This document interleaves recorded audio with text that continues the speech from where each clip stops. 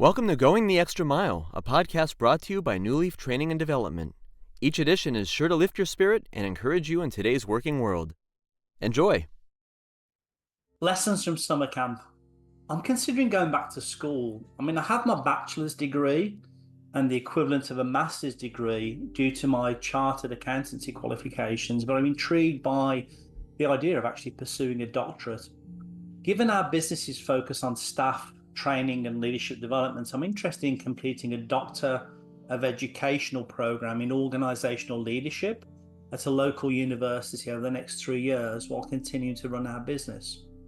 While this idea was still percolating in my mind, my wife and I volunteered for our 7th year at the Royal Family Kids Camp in Ojai, California, just last week, Sunday through Friday.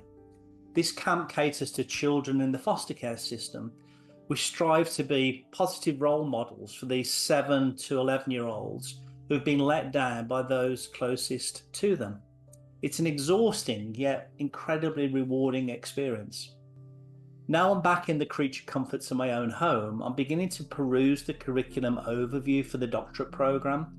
What specifically caught my eye was this statement of intent, quote, "The program's mission is to develop scholarly practitioners as leaders and architects of change who make significant contributions to the organizations and communities they serve. The focus of the program is to apply leadership theory to practice through relevant and experiential learning," end quote. As I read this again to make sure I actually understood what was being said, my mind wandered back to the 5 long, hot service days of camp last week up in those glorious Golden Hills. The Royal Family Kids mission has made a, quote, "significant contribution to the communities they serve," end quote, as there are now, can you believe it, 159 volunteer-led camps around the United States alone. We also, quote, "applied leadership theories to practice through relevant and experiential learning," end quote, as there were many teachable moments around the zip line, the swimming pool and meal times, to name just 3 aspects of camp. Come back with me to last week's camp in your mind's eye and let's explore how these practical experiences might align with the academic papers I will likely be writing over the next 3 years while paying the institution a princely sum for the privilege of doing so. Each morning we began with a staff meeting while the kids participated in something called breakfast club activities, and during our staff meetings we reviewed the previous day and planned for the day ahead.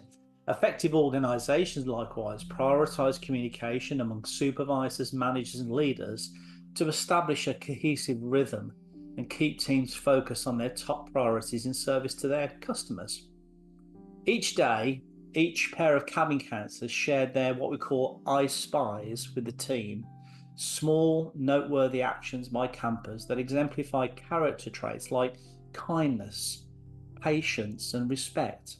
Similarly, successful organisations recognise and reward behaviours aligned with their mission, vision and values, while also addressing behaviours that are not. They know, just like we did last week, what you reward gets repeated and what you focus on expands. Now, apart from the camp counsellors, the role that both my wife and I held, there were a myriad of other volunteer roles such as camp directors, teaching staff, junior staff, skit entertainers and musicians. We each served well in our respective and specific roles. Our skills are very different. Some said they find the counsellor role too challenging, but I can say for sure I could not do any of the other roles. Likewise, great organisations ensure they have the proverbial, quote, "right people on the bus in the right seats," end quote. To quote Jim Collins on his seminal book in Organisational Dynamics, Good to Great. Some of the young campers have experienced significant disappointment from those closest to them, don't even know when their own birthday is. So to address this, we host an event called Everyone's Birthday, where we celebrate each camper individually and collectively. Now, successful organisations do exactly the same when they foster an inclusive culture where everyone feels valued, irrespective of race, age, gender, sexual orientation or religious beliefs. So in conclusion, I'm undecided at this stage whether to pursue the doctorate, as I think it's no more complicated than what I participated in last week at camp. Due to my accent, the kids call me Potter, after Harry Potter.